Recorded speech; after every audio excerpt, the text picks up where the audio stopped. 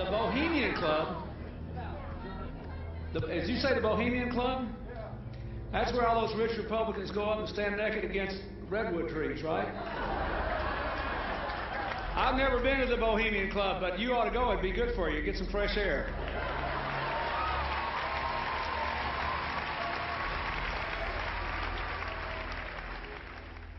One last question. I read a Washington Times article many years ago where you had a comment about the organization, and then now it's been in the Wall Street Journal, it's been in a lot of different newspapers, and that's the Bohemian Grove.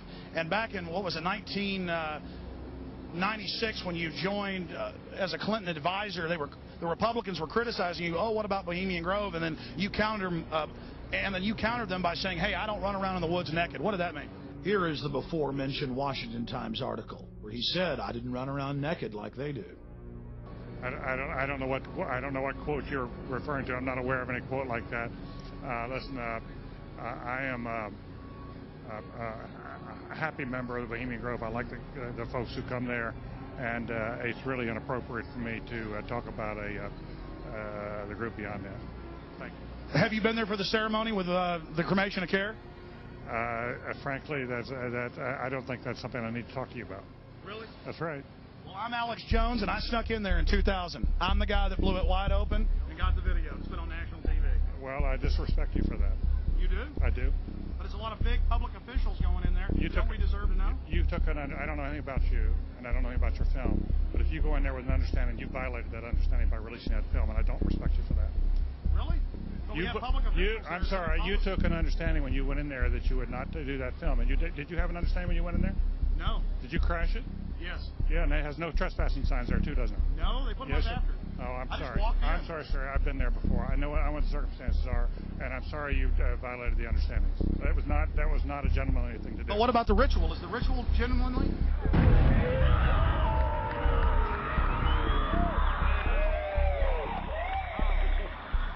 Sir, everything. I don't owe you this comment. I know. This is what's called ambush journalism, and I disrespect you for that as well. So thank you and goodbye. The ritual? It's none of your damn business.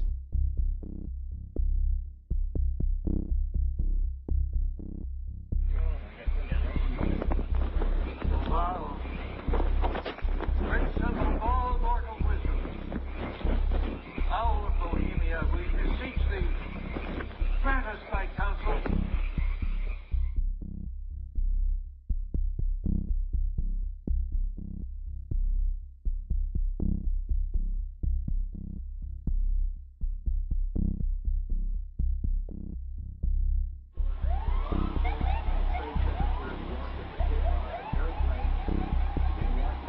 Oh, my God. Oh, my God. Oh, my God. Oh, my God. Oh, my God. I told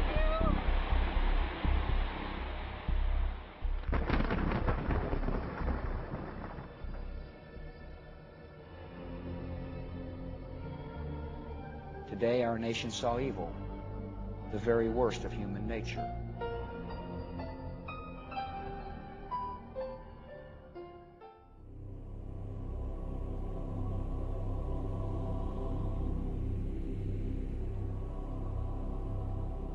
They had exactly the same agenda, and that was for bringing in this New World Order. I heard George Bush talking at that time. He was talking to Bill Clinton, and I've since photographically recorded it and wrote it verbatim in our book, that when the American people became disillusioned with Republicans leading them into the New World Order, that Bill Clinton, as a Democrat, was going to be put into the office of president. This was decided in 1984. Actually, I'd heard about it even prior to that. But that, as of 1984, they were already discussing it as an absolute fact. The CIA is carrying out mind control on countless numbers of unwitting American victims. And he even went so far as to say the basic methods that they use in this mind control: hypnosis, drugs, and torture. Three parts policy that they had adopted there. The second one was to find a way of being able to get total control of people's minds. And that would be done by taking hypnotism out of the realm of the occult and introduce it as a new science for the benefit of mankind.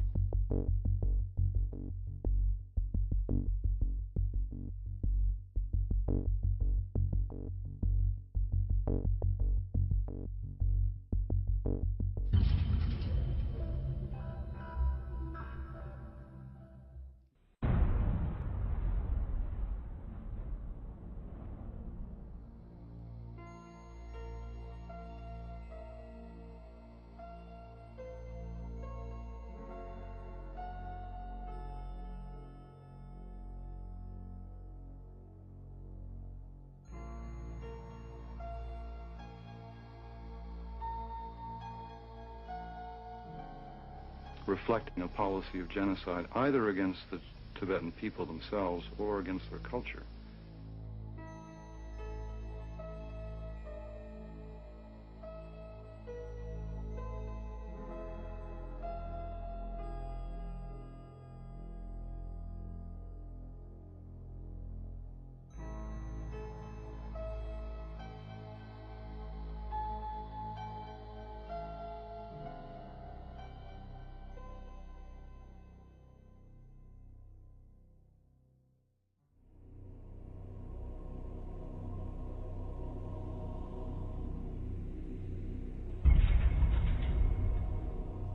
Once I realized I had met an honest, genuine, high-level Freemason who told me there were 13 levels of Freemason above the 33rd degree, and that these people were God. There was no God, they were God. So I asked them about their plans to kill people, and they said, yes, there are too many people on the planet. We need to get rid of several billion, and war doesn't seem to work, so we're going to use disease and starvation.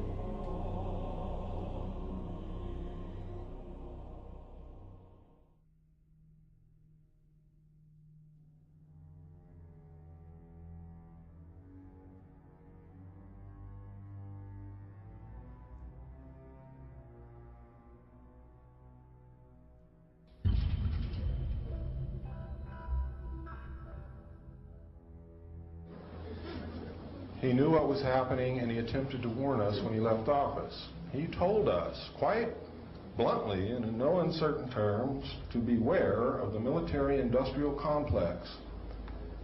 And who is the military-industrial complex? It is the members of the Council on Foreign Relations, and since the inception of the Trilateral Commission as well.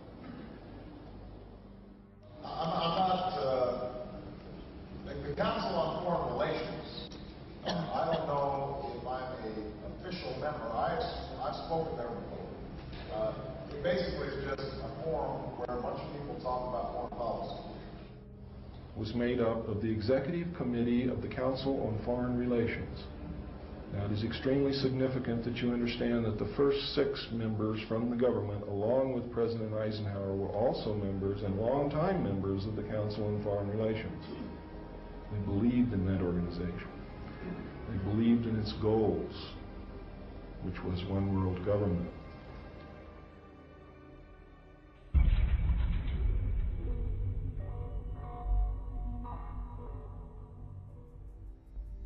Number 15, create industrial depression and financial panic, unemployment, hunger, shortage of food. Use this to control the masses or the mobs, and use the mobs to wipe out all those who dare to stand in the way. Well, I'll tell you right now, every expert I've talked to is talking about food shortage. And it's coming, I'm convinced. What were they? Because I'd never seen anything like that. And his statement was that if he told me, I would be one of few people in Madison, Georgia that knew about them. And he says they're disposable coffins. They were stacked, he told me, 15 high.